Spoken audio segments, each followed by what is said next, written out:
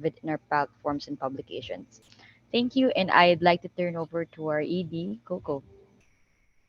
Thank you very much, Bettina. I'm Coco Alcuaz, Executive Director at MBC. We'd like to welcome everyone to our second economic briefing. This is part of a series. We plan to do this every quarter or so, focusing on important economic issues and events. We'd like to thank Monde Nissin, our sponsor, for making this event possible. The IMF economic outlook that came out recently projected that global inflation will peak late this year. I guess that means this month or next month, so it's not much of visibility there. It has increased from 4.7% in 2021 to 8.8% last month. These inflationary effects can be felt by Filipinos. The most recent Pulse Asia survey cited the top concern of Filipinos as controlling inflation. It's not always controlling inflation on top of that list. If inflation does slow in the new year, IMF says 2023 will still, for many people, feel like a recession. And I guess maybe that's when the recession, if and when it comes, and I think most expect something like that to happen, will really bite. For this second MBC economic briefing, in light of yesterday's release of the Philippine third quarter GDP, former chairman and CEO of Evercore Asia, Stevie CuUnjieng, will be discussing third quarter GDP highlights, global and local growth prospects, given inflation and this looming possible recession, as well as perspectives on overall investor sentiment. He will be joined by panelist RCBC's Chief Economist Michael Ricafort and ING Senior Economist Nicolas Mapa. For all of you who are attending here today, I hope you appreciate what a great cast we have in front of you today. Stevie, of course, long history being one of the most important investment bankers this country has had, working mostly from the outside, but serving many of our biggest corporations now, many of whom he now serves as an independent director. And Mike and Nikki have a long history as a bank economist as well, and have been helping MBC, both our economics committee and our board, with advice from time to time. So thank you all. Thank you to all of them very much. I would like to take this moment to invite you to visit the MBC Economic Dashboard. The Economy Dashboard provides executives and policymakers handy access to key economic data on the Philippines and its neighbors. We used to publish this once a quarter in hard form, but obviously it's gone online this past year, frankly, a bit belatedly, but we hope this is a useful resource for many of you. It's available as a semi-app on your phone. It's also available on the MBC website. We hope you go to that. That's going to be updated on the day of all those economic releases. With that, I'd like to turn back over to Bettina to introduce our speaker. And again, thank you everybody for joining us today. Thank you, Coco. I'd like to quickly introduce our speaker, Mr. Stephen CuUnjieng. He is the former chairman and CEO of Evercore Asia and previously held director and managing director positions in Hong Kong and Singapore for Macquarie Capital, Merrill Lynch, Salomon Brothers, and Morgan Grenfell. He currently sits as an independent director and senior advisor for PAG Asia, an investment firm, and leading venture capital firm Open Space Ventures. Mr. CuUnjieng, I'd like to turn over to you. All right. Well, I hope my unmute worked. Thank you very much for your very kind introductions, Bettina and Coco, and for Makati Business Club, and all of you for inviting me. And actually, special thanks to Monde Nissin, since they were a client of mine. I was honored to have represented them twice. So thank you. I'd first like to caveat that I am far from an economist. I'm actually a lapsed lawyer who went to business school and then lapped into investment banking. So I don't have economist training, and my comments today will be more as someone who deals with a lot of companies and investors and the flows and lack of flows. So that's my outlook and my orientation. So please, I'm not a technical economist, don't claim to be. So the first part of the topic is GDP report and how can we go. So the good news is, yes, the last two quarters were pretty good, 7.5 and 7.6. The problem is what came before, which was pretty bad. We were the worst performer in Asia with regard to contraction during COVID. Now, that's frankly behind us. Nothing we can do. And if we keep complaining about it, there's nothing we can do. If we keep saying we have no choice, the point is, where do we go from here? Now, if I look at this, it reminds me of what Lewis Carroll said in The Looking Glass, which is, you don't know how much running I have to do to stay in the same place. So have we just gone back to where we were rather than move forward? So now, what do we do to move forward? And I think the challenge, the biggest challenge we have, which is not the fault of any administration, but the collective fault of all administrations, is our structural shortfalls. We have structural underperformance, which will always lead to perpetual underperformance. I'm 63 years old. In my adult life, all I've done is seen one country after another go beyond the Philippines in GDP per capita. It started with Malaysia, then Thailand, then Indonesia, and now Vietnam. Why is it? There are, for me, two underlying reasons. One, a dearth of manufacturing and population growth. When I was born, there were 20 million Filipinos. Today, there's close to 110. Our land mass hasn't grown, and our agricultural and industrial and manufacturing productivity needs to have grown over 5 times just to keep pace. Now, you compare over the same time period, other countries, and I've posted this, have grown much less. Even India and Pakistan and Bangladesh, which have had high population growth, have only grown 3 times their population to 3.5. If China grew their population the same way the Philippines did over the last 50 years, they would be 2.5 billion people, not 1.4.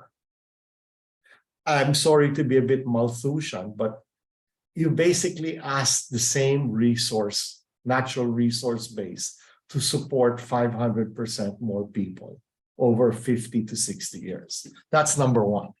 The second is the dearth of manufacturing. Some people have asked me, aren't we really, with our BPO success, being one of the countries that moved from agriculture to service? And I said, no, we've moved from agriculture to service for 1% of the country. Total BPO employment is about 1.4 million employees, I'm told. Wonderful, but nothing much if you're 110 million people. And even just compared to OFWs, who are more or less around 15 million, our BPO workers are 1/10 of our overseas workers, who many of whom have left out of necessity. Trust me, the OFW life is not a luxurious one. All right? The only country that has moved successfully from agricultural economy to service economy without going through manufacturing is Ireland. In the late 80s, they started out as the back office. Basically, it was the first BPO. It started out with handling the back office for healthcare companies and insurance companies, mostly in the East Coast. But that was easy to do because the total population of Ireland is 5 million people. There are actually more Irish people in the US than there are in Ireland. But then you have a small population that's literate and everything. It's kind of the same things they say about us. You can do that. Now, you're a big population country. The only way, at least historically, to go from subsistence to middle income or higher is manufacturing. Now, what is the proof of how vast our manufacturing deficit is? Let's look at power demand, because let's assume you have a building and you have a BPO. Power would be what, 10%, 15% of your cost. The biggest cost is labor. Second cost is systems. Then third is power. If you're manufacturing, you're a steel mill, 50% of your cost is power, because you're turning iron ore into a finished product. Most heavy baseload manufacturing is at least 40% power, and most are 40 to 60% power. The biggest input, more than the raw material, more than the inputs used to get it from an intermediate to a finished product, is power. So now let's look at the great Philippines. We have peak demand with our 110 million people of 15.3 megawatts. That's roughly peak demand. Okay, so keep that number in mind. 110 million people, more or less, 15,000 megawatts. Let's go one by one. Let's start with a really bad example. New York City alone, 8.8 million people, no manufacturing, no everything. 12,000 megawatts. So the Philippines is roughly the total Philippines power demand is kind of 110% of New York City, not even the suburbs, just the 5 boroughs. Now let's go to our neighbors. Thailand, with 70 million people, with a strong manufacturing base, so basically 2/3 our population, 34.3 thousand megawatts peak demand, more than double. Malaysia, with 1/3, less than 1/3 our population, 31.5 million people, 19,000 megawatts peak demand. Then here's the real depressing statistic. This decade, well, this last 10 years has really been the decade of Vietnam, where, like, in 2015, Samsung expanded their Galaxy plant there. Their one plant, $3 billion. It was equal to the entire foreign direct investment in the Philippines that year. One plant. That gives you an idea of a difference. Now, what is Vietnam? 96 million people. Guess what their peak power demand is? 56,000 megawatts compared to our 15. A country with 10% less people than us has more than 4 times our power demand with the same GDP per capita. That is the power of manufacturing, literally. And manufacturing drives so many ancillary industries, businesses, and employment. You have to have the whole supply chain that serves manufacturing, especially if it's integrated. And then you have the ancillary business, employment agencies, housing, etc. It's a big spur. And for me, until we address our manufacturing deficit in a fundamental way, we're not going to get mass employment. What are we going to do? Just keep exporting people as we grow our population by 1.5% a year every year. And given the compounding effect, we're adding 1.5 to 2 million new Filipinos a year. And the ones reaching maturity are about 1 million a year. Now, where do we go from here? I'm afraid something that's very popular among places like the Makati Business Club has to be revisited, which is the Washington Consensus and this bias towards minimalist small government and just get out of the way. That worked in the 80s and 90s for us. I am old enough to know how awful government-provided services were when they were provided. Right? I mean, let's give you the most graphic example. Coco's probably old enough to know when you would go to the men's toilet in restaurants in the even of the 90s, there would be ice in the urinal. Why? Because there was no running water. And the ladies' toilets would have baldes to flush the water down because guess what? Most of the time, there was no running water. So please, I am no apologist for big bureaucracy and government services as provided Philippines. But privatization and leaving it to the private sector and PPPs all work until now because we were meeting backlogs. We were meeting demand. So therefore, the market was there and profitability was there. But we had forgotten what many of our neighbors did, which is developmental infrastructure. The best example is the US interstate highway system. That opened up what used to be called the flyover states for industrial development. They just used to be farmland, hick country, all right? Now, there's more car assembly and manufacturing in the South and Alabama and Tennessee and Kentucky than there is in Michigan and Ohio because of the interstate. There was no profit there. There was no PPP there because the idea was not we're going to meet the demand. It was there to spur development and demand. That does not work with the PPP model because there is no more profit. It is developmental. The second thing is it requires, frankly, effective government. So we have to think now, how do we start? Now, the problem is we don't have any integrated industries with inputs, except for light assembly. And even the light assembly businesses we have, like semiconductor assembly, all the inputs are imported. The only value add is labor. If you look at Singapore, which is not, why are the oil rigs still made in Singapore? Malaysia's competing hard with some success because all the inputs for the supply chain are there. Just like the way Toyota still manufactures in Japan. It's not just the cost of labor. It is the supply chain and efficiency. And given automation, the amount of actual manual labor is getting to be less and less. So we have to start thinking, what are the industries we can integrate to have meaningful growth? In the short term, I think it's just, frankly, agriculture and mining. The food is here, it's being grown. The minerals are here.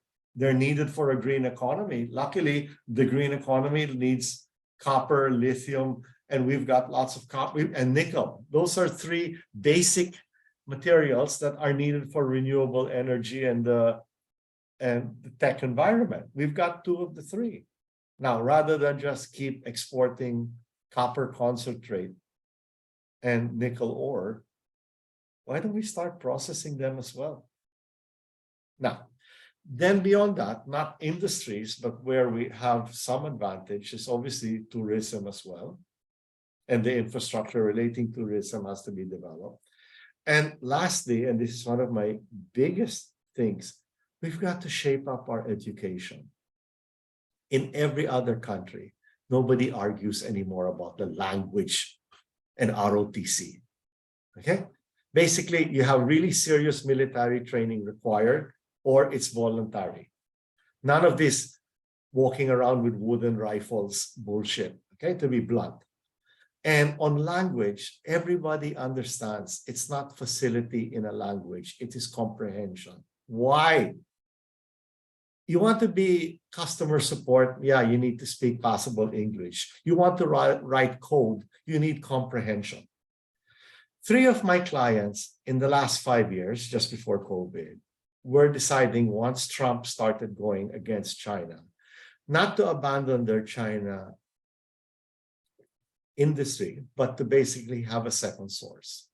All 3 looked at the Philippines and I helped them. Okay, I was their client for the head office. One was basically light manufacturing for health and pharmaceutical products. The other one was a tech company. And the third was a software SaaS company. After reviewing everything, they all opened in Vietnam. And one of them was even owned by a Chinese Filipino who had emigrated. They all moved to Vietnam After shortlisting the Philippines as their first choice, once they did due diligence, they all moved to Vietnam. Why? Quality of the engineers. They said it was comprehension. They weren't worrying about whether you could speak English or not. They're worried where you could write code, where you would, your productivity, not your language facility. Language is for customer support, the lowest end business. It's comprehension that matters. I've used up my 15 minutes. All right, Mr. CuUnjieng. Do you still have any points to make, or can I I transition to mean, that's more our? or less it, but I can kind of add around it. Basically saying that's what I think we should do. We have to start with where we have at least a fighting chance and advantage. But then we can't just have patche solutions. It's time to look at our structural deficit and erase it, because otherwise we're just playing on the margins. And when you add the fact that you're adding for the next 10 years, 1 million Filipinos into the workplace every year, what is your plan to employ them? All right. Thank you, Mr. CuUnjieng, for your very insightful talk. Before we proceed to Q&A, we'd like to get the views and insights of two bank economists who our board and economic committee turned to advise, Mr. Michael Ricafort and Mr. Nicholas Mapa. First, we have Mr. Michael Ricafort. Michael is the chief economist at the Rizal Commercial Banking Corp, or RCBC. He has previously held positions at the Philippine Deposit Insurance Corporation and the Equitable PCI Bank. He was recently named as one of the region's best local currency bond individuals in research for 2022. Second, we have Mr. Nicholas Mapa. Nikki is a senior economist at ING Asia Pacific Research and was previously affiliated with the Bank of the Philippine Islands and the Bangko Sentral ng Pilipinas. So I'd like to turn over to Michael to share his reaction. He will then be followed by Nikki for his reaction. Thank you so much, Bettina, for the generous introduction, and pleasant morning to everyone. So hopefully we'll make this as productive as possible, even with my, I'll be briefly presenting a few slides just to illustrate some key points. So, this is how the world, gives value. Practically, this is the list of the most valuable companies in the world in terms of market cap. I just got this a few minutes ago. It's updated in view of the rally on Wall Street, especially on Nasdaq. So, this is our cue for, for our industries, at least some benchmarking of some sort. So, if you notice there, the world gives a very high premium on companies and industries that digitalize and that are part of either digitalizing processes and businesses. And we have seen a tremendous increase in productivity. That's the bottom line with the use of technology. So therefore, it's a kind of imperative for the Philippines to also catch up. So if you notice the list there, maybe the next brick and mortar is Aramco and some oil companies because of the higher price of oil. But all else, look at, you have Apple there with the iOS, Microsoft for business solutions, Alphabet, that's practically Google.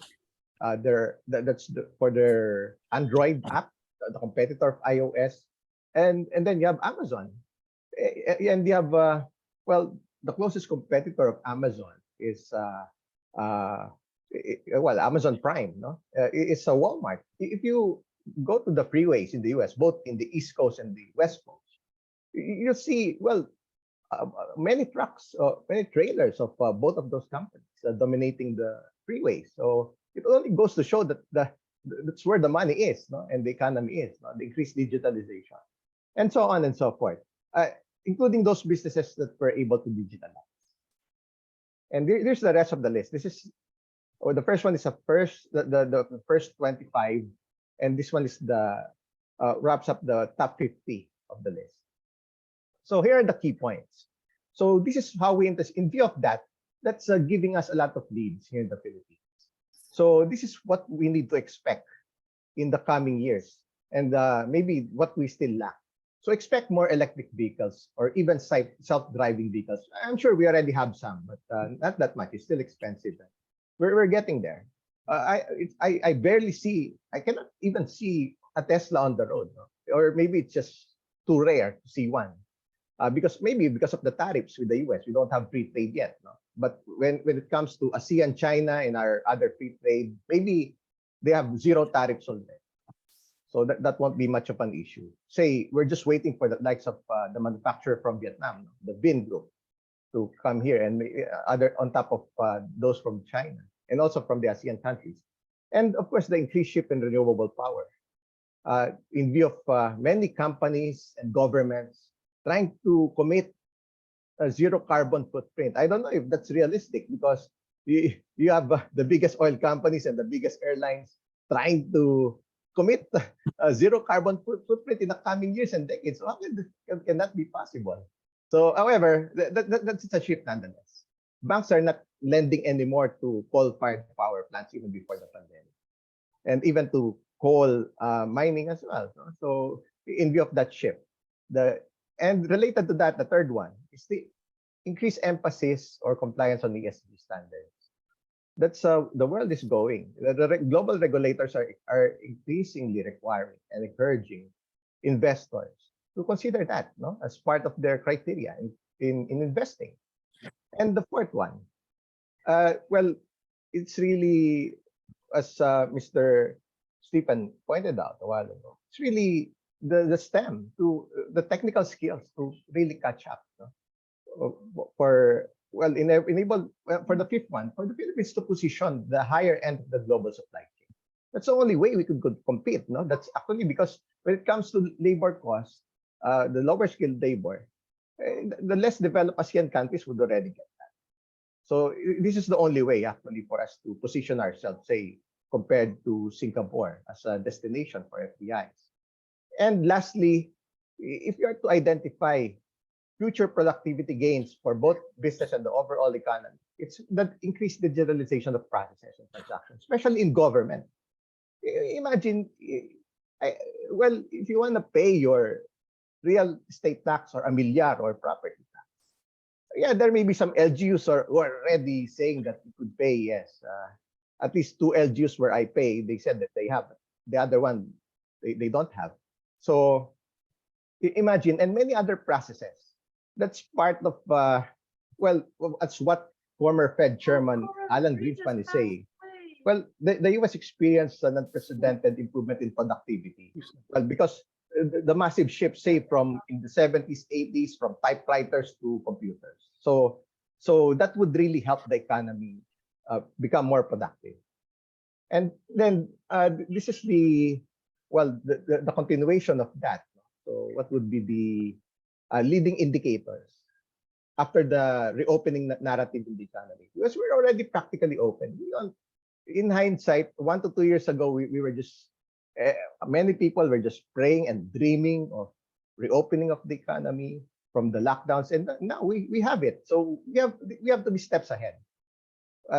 Like in relation to the previous point, the increased productivity or automation of government, and what Mr. Stephen pointed out a while ago, is really agriculture.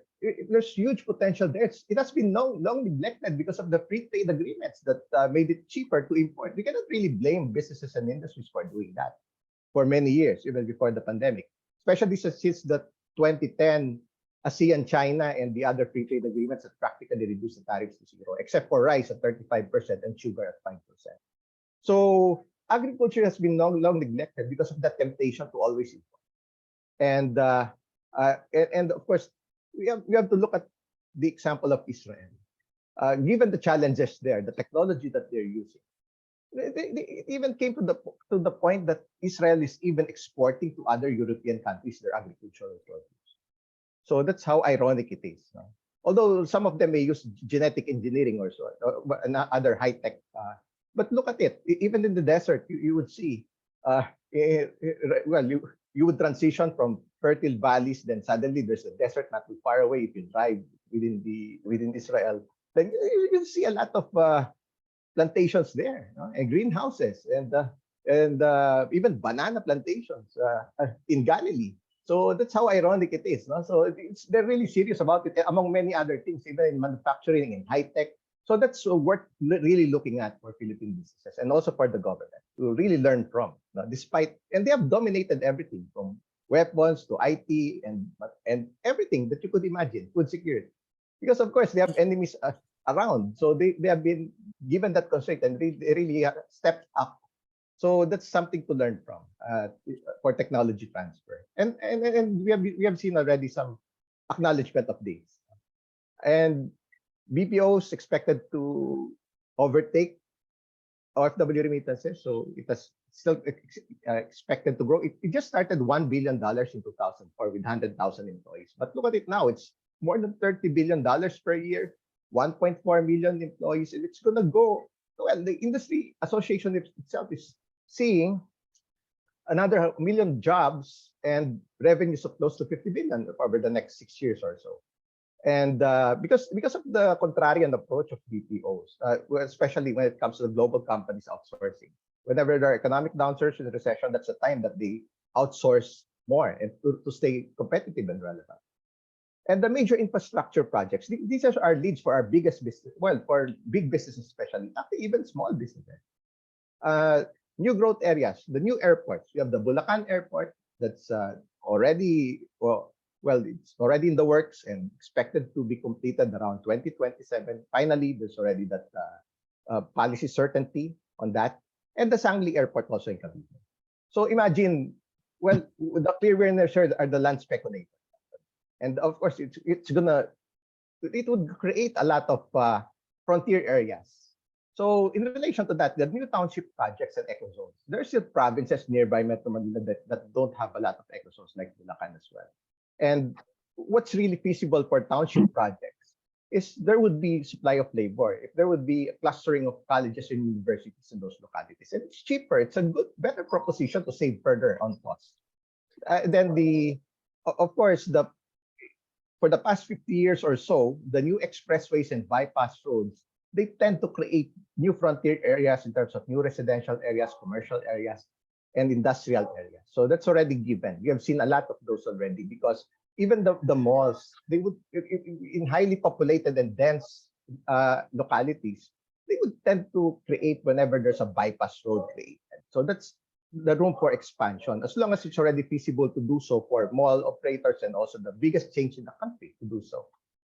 Then the new tourism areas, of course, we have seen that the world-renowned tourism areas will create lots and lots of opportunities. At the very least, you'll see price appreciation and new areas and new employment being created. And yeah, with that, I'd like to end my presentation. Just to, well, as a final note, for the credit rating agencies, they have affirmed the investment grade rating of 1 to 3 notches above the minimum investment grade. It's just that Fitch had this negative outlook that has been ongoing since July of 2021. Normally, the convention there is it takes about 12 to 18 months before they make an actual decision, meaning the negative outlook, the reckoning there, within 1 to 1.5 years, they would finally make a final decision on whether or not to make an actual downgrade on the country. That would be around January 2023. So we really have to watch out for that because they have been affirming. Last time they affirmed this was just October 27. However, I've been directly talking with Moody's, and the good news there, they have kept the outlook and the credit rating stable for the 3rd straight year, and they have no plans to downgrade the ratings whatsoever. Because credit ratings are taken, even their views since last year that it's taken relative to the other countries. The pandemic has led to wider deficits, increased debt to GDP ratios, and it affected everybody else. So it's ships in the same ocean. So, well, that's the bottom line. It's a mixed signal actually, but we really have to watch out for it because they've been firm on that. So with that, thank you so much. And if you have further questions, please feel free to raise them at the Q&A. Thank you. Okay, Mr. Yeah. Mapa. Yeah, thanks, Mike. And Thanks, Stephen, as well. I just wanted to jump off on what was discussed earlier. And Stephen talked about our structural shortfalls and I guess, our how the Philippines always resorts to these budget solutions that he said. And we need to get away from this so that we can finally get out of this sort of, yeah, we're doing great, but we're not reaching our potential type of growth. And I liked a lot of the points that he touched on, and just sort of tying it with yesterday's growth numbers. So growth numbers yesterday were much better than expected, much better than what I expected. And this, I think, would be one example of the tendency to fall into the pache solution. And we think we're doing okay. Look, 7.6% growth. Second quarter was 7.5, and then 8.3 in the first quarter. But a lot of this is just, well, a lot of it is consumption. In fact, 5.9 percentage points of that 7.6 came from consumption. But as we sort of eventually move on from this sort of reopening story, because I think this is just revenge spending on steroids, and this will continue for a while, but eventually we're going to have to find new avenues for growth. And as Stephen was pointing out, find jobs for the millions of Filipinos that are out there. One thing that I like, and what he touched on, is power. I mean, that I think is something that we have to address to bring down our cost of production, to make us more attractive to investors in the region and in fact the world. But what I wanted to focus on in particular is the call to move up the value chain, and you can do it through many ways. Manufacturing, infrastructure are two of the very, very good ways that we could move up the value chain. So as pointed out earlier, yes, we're in BPO call center receipts. We're always sitting on the bottom end of that value chain. And we know that the value chain, as you move down the value chain, you get more value added, you bring in more money, and you can hire more people. Now we're just doing the hi, hello, good morning, what's wrong with your bank account? If we move down the value chain, as Stephen was pointing out, something that Vietnam was able to capitalize on, getting beyond just the surface level. And that's what we're so good at that. Philippines so good at just sticking on the surface and looking great, but sort of having the comprehension, our engineers having the capability of not just speaking on the surface level English or whatever language that we want them to learn, but to have the skill set to really compete in the global market. Stephen touched upon the sort of the interstate in the US and how connectivity really helped drive development and growth, job creation. I mean, where I went to school, the two places I went to school, Indiana, middle of nowhere, Subaru plant, in Nashville, right outside Nashville, they had a Nissan plant. So all these places that you maybe a couple of decades ago didn't have any development. The sticks basically. You could see how connectivity really brought development to that area. And when you bring in manufacturing, we're bringing in jobs, right? So on one hand, you see, BPO call centers, yes, they bring in jobs, but what's that? 1,000 seats is a big place, but a car manufacturing plant can employ more, and the forward and backward linkages are so much more pervasive. So as mentioned earlier, it's the whole value chain, and an integrated value chain is what we have to be pursuing. It's not just, one very good point he had was we have light manufacturing, and that drives 40% of our exports. But if you think of so 40% of our exports is semiconductors, which is basically cathodes just soldered together, and we're basically just providing the labor. All the components are flown in anyways. You look at imports, a good chunk of that import number are the components that are in the soldering process and then shipped out. So we're not actually adding anything much more. But imagine if we had moved down the value chain, we're actually making the iPhone here, then we'd be talking more forward and backward linkages. As mentioned, it's not just on the value chain, it's ancillary businesses, food, placement, housing in these areas. So I think that's one thing that we have to think about as we go forward. And one thing that I wanted to touch upon also, I do coverage in the region. So I cover Philippines, I cover Singapore, I cover Indonesia. One point that Stephen had was, we have the resources here. I think Indonesia is first or second, has the most nickel in the world, reserves wise, them in Australia. But the Philippines is on top of that list. We're number 5, I think. So we have the resources here for EV construction, and following the Indonesia model, they're definitely pushing their EV industry. And one thing that Jokowi did in 2021, he said, we're not going to export ore anymore. We're going to keep it here, and we're going to develop our smelting capacity so that we can make we can move down the line and make electric vehicle batteries. And then after making the electric vehicle batteries, we set up shop for that value chain. We can start making EV vehicle or electric vehicles, and they rolled out their first domestically produced EV in April of this year, the Hyundai Ioniq. So imagine all the linkages from that, all the job creation that you can get from there, I think is what we have to pursue in the, once again, it's not just the pache. It's not just we'll have great growth in the next 2 quarters. It's really looking down the line and trying to figure out how we can get out of this growth cycle. So I just wanted to touch on those points that he made, maybe something that the MBC can look at. It's getting away from the pache solutions. It's really looking for moving down or up the value chain, because these generate jobs. This brings in money. And I think that is how we escape this sort of cycle wherein we just have to hope that the OFW send home money and that people spend that money for growth. So it's sort of evolving out from the consumption-driven economy that we are and moving down the value chain or up the value chain so that we can provide jobs for those millions of Filipinos that we have. So I'll stop there and I'll be happy to take your questions now. All right. Thanks, Mike and Nikki, Mr. CuUnjieng.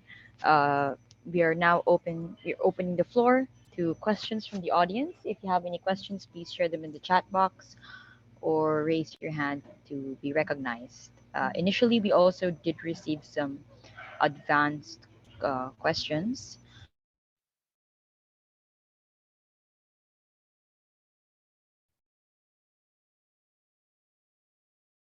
Did we lose Bettina or did you lose me? Yes, we lost Bettina and Coco.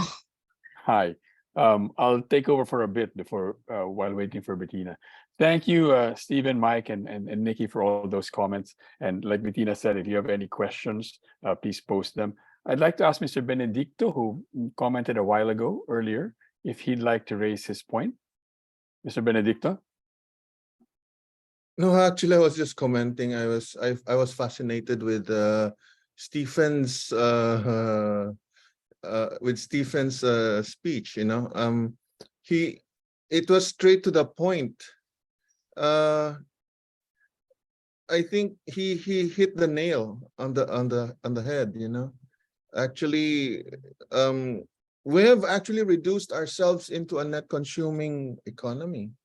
And we're only into services, and services is the first group that will have to go when something goes wrong. In fact, I remember looking at the statistics in the pandemic, during the lockdown, that manufacturing didn't really suffer. It was the tourist industry that suffered. It was the services that suffered. The OFWs could not go out. They came back and they had a hard time here in the Philippines. So that was it. I think I feel that Mr. CuUnjieng, Stephen really did it. Fantastic. Thank you. Well, thank you for your extremely kind words. But sadly, I wish I didn't have to give that message. And until we address that message, we're just playing around the margin. Actually, the message that we have here in MBC should be discussed and be dispersed among the media. Everybody should know about this, because what have we been doing? There's a Tagalog saying for what the Philippines is now. Tumatandang paurong. We are tumatandang paurong. See, I remember my dad telling me that when he went to Korea, there was nothing there. My aunt telling me when she went to Thailand, it was so dusty, and we were so much advanced. And now we're on the other way. We're actually, at the bottom already. So I wouldn't say we were advanced. We were just less behind Because if we had $200 GDP per capita per year, we have 190. We're just asking who is more and less poor, not who is advanced. But we're I mean, still actually, that's one of my points because I really get it. I get very annoyed when people say, "Oh, we were the second richest country after Japan in the 1960s." And I said, "No, we were the second least poor. We were all shit." You have we're 100 to $250 GDP per capita per annum. That is not good by any standard. I understand. But at least we were less shitty than before. Exactly. That's the correct way. Our Um, shit was less mabaho and less big. That's all. Oh, Nikki, uh, did you raise your hand, Nikki, or No, I was just agreeing with the sentiment that, in the, I guess, the least guapo person in the room. So, Exactly. or, you're not exactly Brad Pitt, but, I'll have to leave in a bit, but I'm enjoying this conversation. I just want to tell my colleagues, when you do the new series, the title is either going to be Tumatandang Paorong or the Thank you. least guapo person in the room. I think you'll get Guapo. a bigger audience than the very technical titles that we always come up with. Bettina, I'll turn back to you. I think you should repeat this every time. We should keep on harping on this until people get it. all right. We have a question that was sent in advance. We will address this to Mr. CuUnjieng, but of course, Mr. Ricafort and Mr. Mapa can pipe in. So, what do you think investors look for? Is it policy environment? Is it fiscal incentives? Is it infrastructure? And where are we behind? And why is There's Vietnam only getting all one. I these mean, investments? too many people. I don't need to listen to the rest of the question. I know the answer. There's only one thing investors are looking for: profit. They'll put up with Yes. everything else if they make enough money. Okay, let me give you. Burma has opened Myanmar 100%. Nobody's going there. Why? Because you won't make money. Vietnam, guess how much foreign participation is allowed in the telecom sector, which we liberalized recently? Zero. How much are you allowed to buy in the banks? 15% per individual foreign, unless the central bank gives you a waiver. You cannot own land in Vietnam. It's like Hong Kong. It's long-term lease. All right? Why is everybody going there? Because they'll make money. All the rest are superfluous. It helps if you have a nice government, if it's not corrupt, if it's democratic, if you have fiscal incentives. In the end, what is the use of a tax incentive if you're not making money? Zero. Will you pay 50% tax if you're making 4 times the money you'd make elsewhere? Yes. All this nonsense we're talking about is superfluous. Kikita ka ba o hindi? As a follow-up, what do you think will make investors, get their profits, get their big kita in the Philippines? How do we help them do that? Okay, if you're in manufacturing, guess what? One idiotic columnist said to me before, because I said, this was before I was right. I said, about 5, 6 years, during President Aquino's time, second Aquino, said, I said, stop wasting your time pushing car manufacturing assembly. Because of the lack of integration, we don't have rubber, we don't have steel, we don't have this.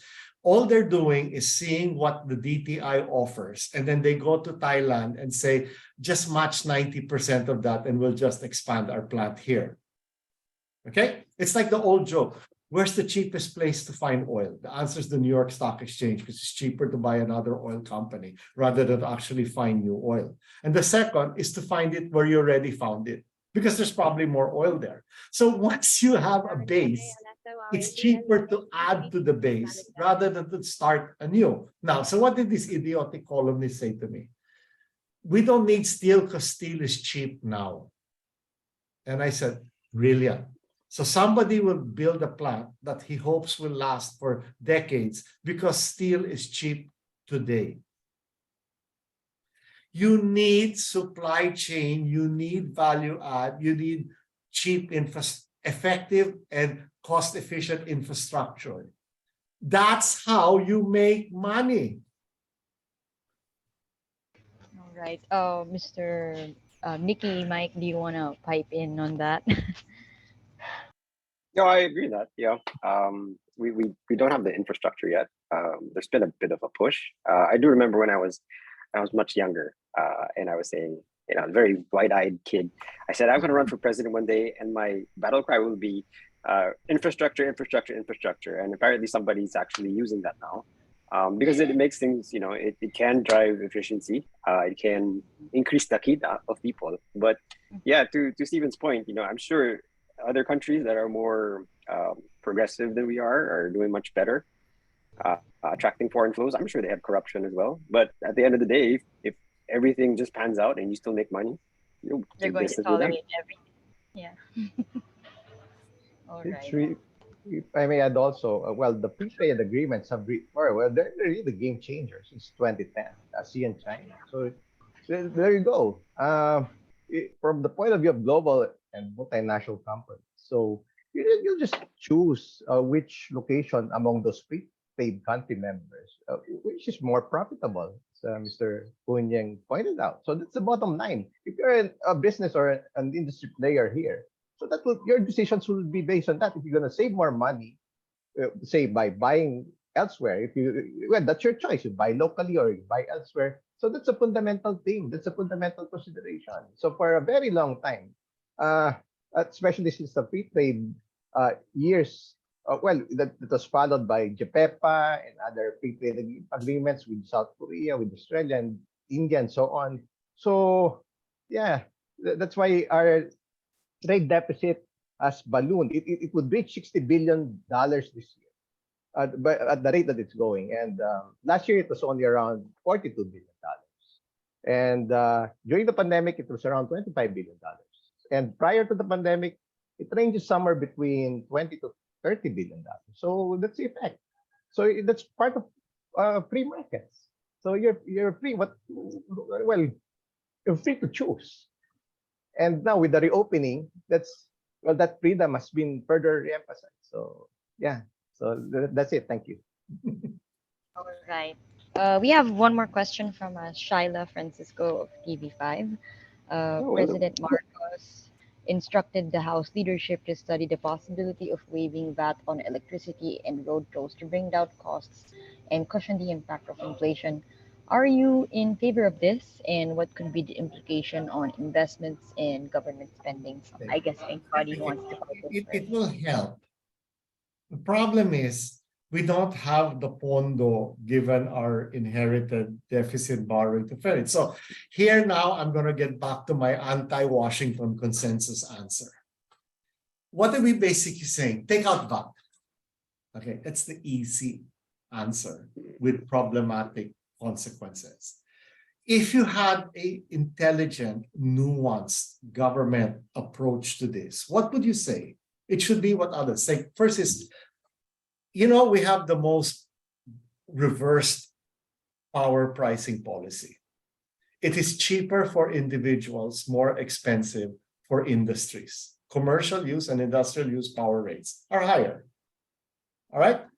Every country is the opposite. They're basically making it expensive for individuals to waste power so that it could be cheaper for industries to use power. Number one. Number two, you say, oh, that's so socially cruel.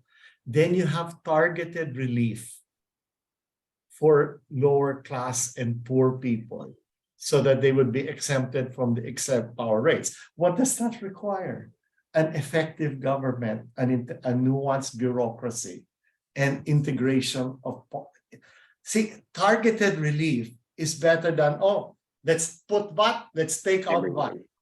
It's like basically we're too lazy or too ineffective to have a targeted, nuanced response. So it has to be all or nothing, which usually ends up nothing.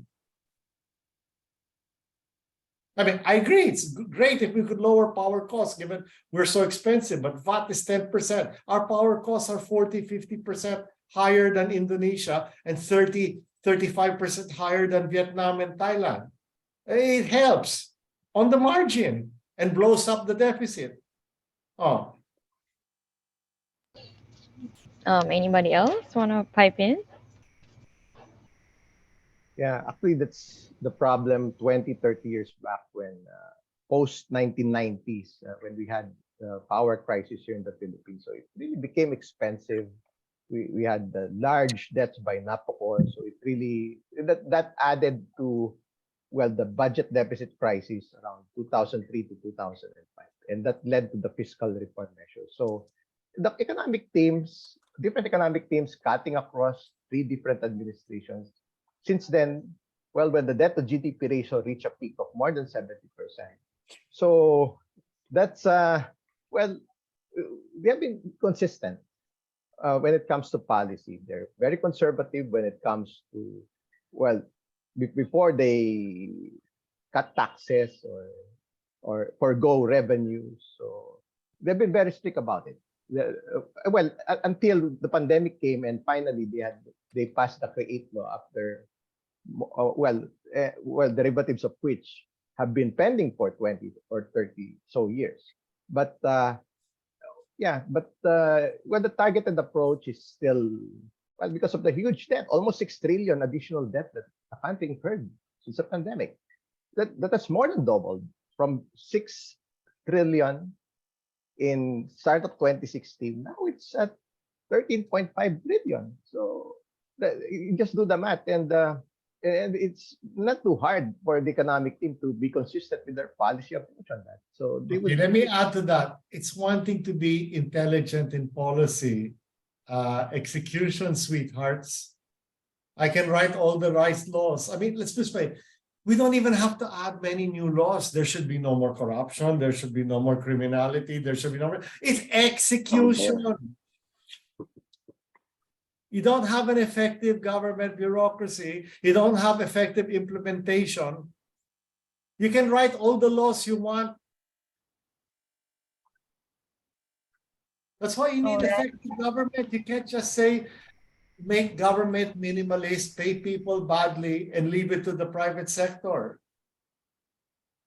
Unfortunately, that's Show what me we're one doing. progressive Asian country that doesn't have effective delivery of government services.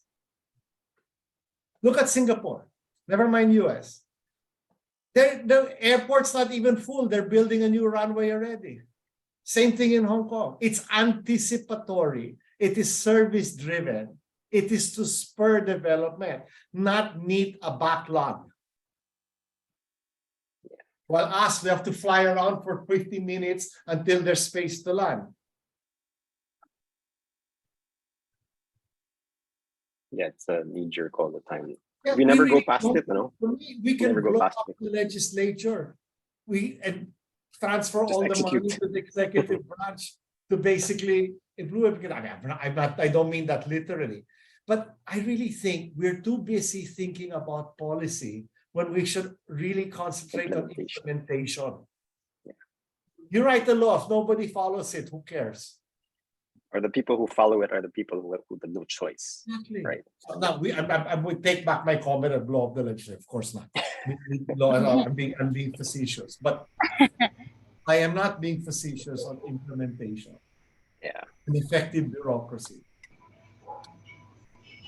In line with the idea of implementation and the thought of trying to veer away from the principles of the Washington Consensus, I think this year or towards the end of the Duterte administration had the most Washington Consensus directed economic reform laws that were passed. So I think that included retail trade, the Foreign Investment Act, the Public Service Act, and I think yesterday when the GDP was announced, Secretary Balisacan was saying that they were going to, fully implement these economic reform laws.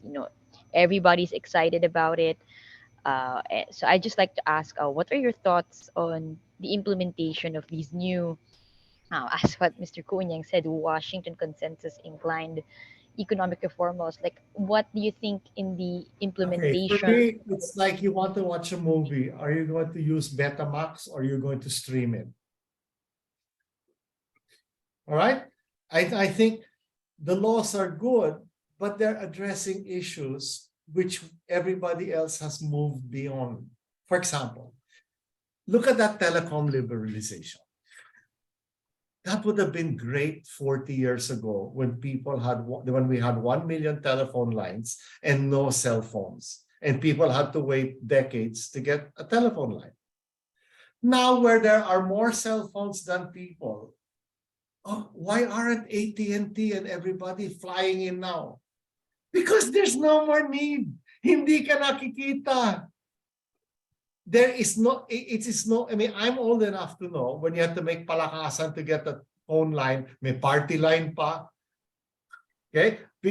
People your age, Bettina, don't know what party line is. You have to be over 50 to know what a party line is. Right? She had no idea what It Betamax is. was. Yeah, I know, see, I that's know. not what the party line is. Older snack. people today know what party line is. Party line means you pay for your line, but two households are Yeah, using it. you can And hear that's the only someone Yeah. on the and side. you really have to fight with them, because if there was a teenager who was talking for 3 hours, they have the phone the whole time. All right. So as Yeah. I said, like that issue is great. But it would have been great 30, 40 years ago. Today, hindi na kailangan. My children, they don't even have telephones in their house. They just use their cell phone and Wi-Fi. So it's great, but it's too late. All right. Mr. Ricafort, Mr. Rapa, your thoughts on these new laws that everyone's excited about. MEDA's heavily promoting. They think it's going to boost growth. So, what do you think can go wrong and can go right in its implementation, and how Sorry, which can one? we I didn't hear benefit you from well. it? Sorry, what did you say? I didn't hear the question. No, I was just asking Mr. Nikki and Mike if they want to pipe in on that. Your thoughts on these new Washington consensus inclined laws. Everyone's excited about it. They think it's the prospect for growth. What do you think can go wrong and can go right in the implementation of it, and how can we make the most out of it, or can we make the most out of it? Maybe Should my- on, well, at least on renewable power, that's something new. Well, it's not really not that new, but it has yet to really catch up. Well, even the world, that's a problem with the world, that renewable power, the shift towards renewable power hasn't been that dramatic as they would want to. In view of of course, the commitments on the carbon, in reducing the carbon footprint and so on. No? So maybe that's one area. Well, for the rest, yeah, it's long overdue. It's not needed anymore. Yeah, for retail sector, yes, for other utilities, maybe to some extent for airports, yes, for railways, yes. But yeah, those that would still need additional investments, especially if that would be private led or a venture with the government. Yeah, well, but yeah, it's kind of well, because as I mentioned a while ago, some of those legislative reform measures have been pending for what, 20, 30 or so years. So it's kind of long That's right. overdue. By the time it's Wala na. passed, it's passé. Passé Now, na. okay, let me bring up an issue which we actually really need to address very timely. Our transmission grid. I'm not asking it be privatized, nationalized, change. But if we're moving towards renewable energy, the grid has to change, because you're now going to have to connect to solar farms, to wind farms, to hydros, which are very far from where the traditional stick. Where is the transmission grid concentrated on? Basically taking it from where the base load plants are. It's not like you're just putting a plug that has 220 volts, okay? It's very high, I mean, it's a very complex thing. I mean, you'll basically be you'll have an instant funeral if you touch on one, okay? So it's very, very high voltage. But the problem is those lines are concentrated on where the existing base load plants are. If we're now going to not just have distributed use of power, but distributed generation, it's going to be a much more complex system where the transmission lines are not going to handle 1,000 megawatts coming out of let's say where Ilihan and Malampaya are, it's not going to be 100 megawatts here, 50 megawatts there. Wherever there are solar farms, wind farms, hydro, and it's going to be a very complex, actually very capital intensive system. Otherwise, we'll have power generation, but it can't go to where it needs to go. And nobody, again, let's maybe talk about it for 20 years, and then 30 years from now, when we're all dead, they might finally be able to connect the solar farm. Seriously. I mean, that is really more timely rather than all this Washington consensus, let's privatize, let's get out. No, we have to get in. Because you need integrated development between where the power is going to be generated, where it's going to be used, how transmission will carry it, how it will interconnect to the direct connections and the distributors. That's a goddamn complex thing. And it's not coming. It is here.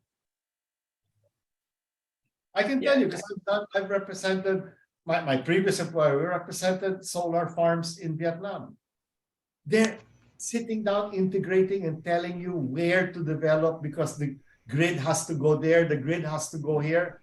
I don't see any discussion of that here. Yeah. Because everything's now. May lupa ko, sige, solar farm na lang kasi walang bigas. Then how is it going to connect to the grid? How is it going to go from the grid to the end users, whether it's direct connections or wala?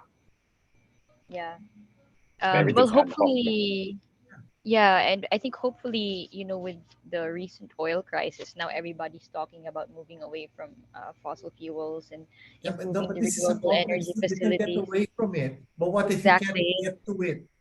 First, Yeah, you're it's going a to have the long-term you're going to have the renewal industry build up capacity and cannot send it to you. Now what? Yeah. Or even on charging. I mean, we're Exactly. switching to EV. It's There's all no charge. they're just basically just leaving it to the private sector to do it. And at least Mhm. here, we have Unit Oil. I think a couple of Shell, but that's it. There's no like overall big picture infrastructure setup. I mean, they're trying to push it in Indonesia, and even with the government trying to plan it out, they have 300 charging stations for a country of 250 million, right? You go to California, even hotels have charging stations for the malls. Yeah. We need that here, but we're not. There's no plan nga, diba? So it's all Yeah. just habol. Yeah, but let's deal with Pache. telecom, which was solved 30 years ago. Mhm.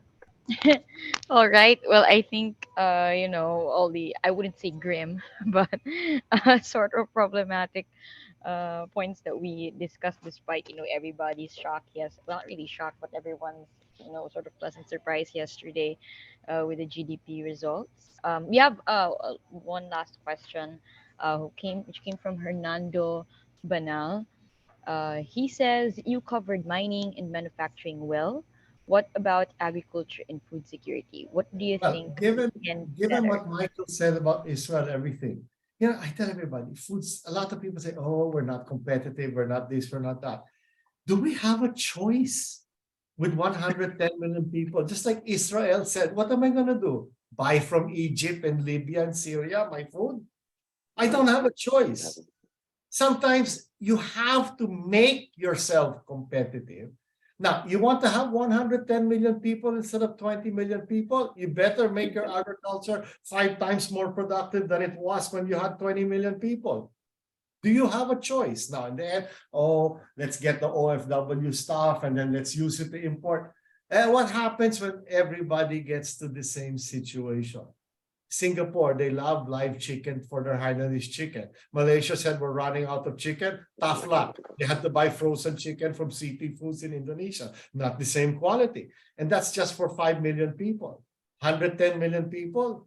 You want to rely on exports from countries that are now going to gouge us because they know every year we're the sitting duck?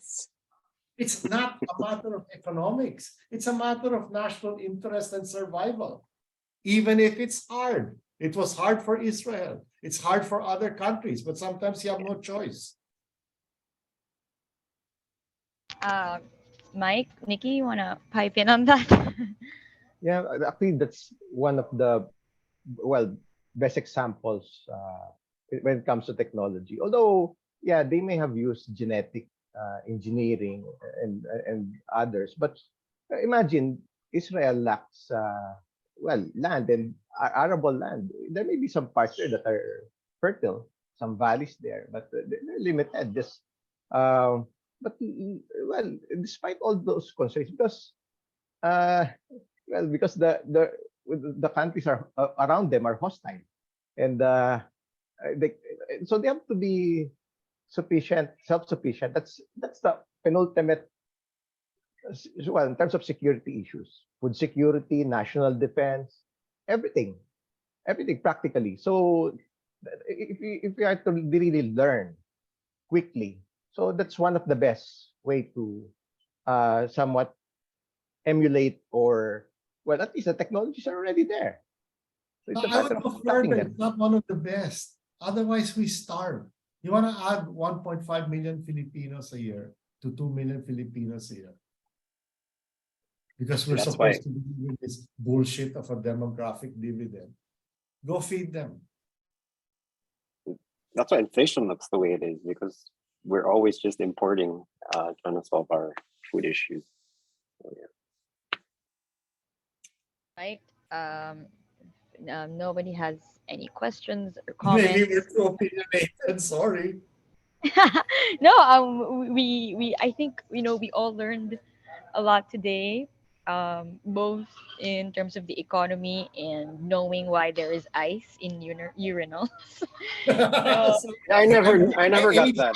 I Yeah, aged I see that. myself. I never knew So that. yeah, yeah, after we had Manila water in Manila, wala nang yelo sa toilet. yeah.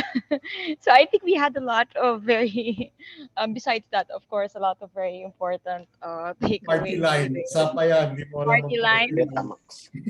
for me at least. The only Betamax I knew was the street food. Just kidding. Um, Betamax. yeah. Anyway, thank you everyone for your questions There was and balde. Good question. I could see it from the door because there would be 2 to 3 baldes because the women would need a lot of baldes. That's the answer. all right.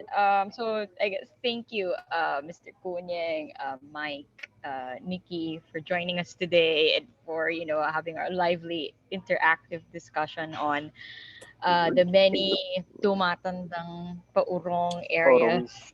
we have on the economy, and how we can actually approach these things. Well, we hope that I mean, since, there's media here. Hopefully, our policymakers will sort of get a hold of these thoughts and have a little reflection. Um, I guess. And so yeah. Anyway, thank you everyone also for attending. Thank you for your questions. We invite your comments and feedback on today's event.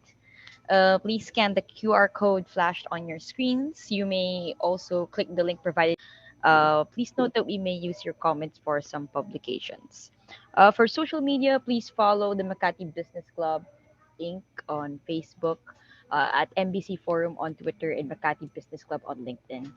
Before I go, may I invite our Programs and Projects Units Director, Roxanne Lu, to express her final think? Thank you, Bettina. But before I do the very quick closing, I'd like to recognize the presence of the MBC trustee, Dr. Aris Alip of Card Bank. Dr. Alip, thank you for joining us. Now, on behalf of Coco, who we really had to drag to meet his 11 a.m. interview because he really found this discussion very interesting. Thank you so much, Stevie, Michael, and Nikki for sharing your insights and analysis. And we thank our event sponsor, Mondenisin, and to all of our participants today. Thank you so much. And I hope you found this discussion very valuable and very useful as we did. We look forward to seeing you in our future activities. Thank you again, everyone, and stay safe. Have a good weekend. Thank you, Stevie, Mikey, and Nikki. Yes, thank you, Thank Stevie, you. Mikey, Thanks, and Nikki. everyone. Have a good day. Have a good weekend.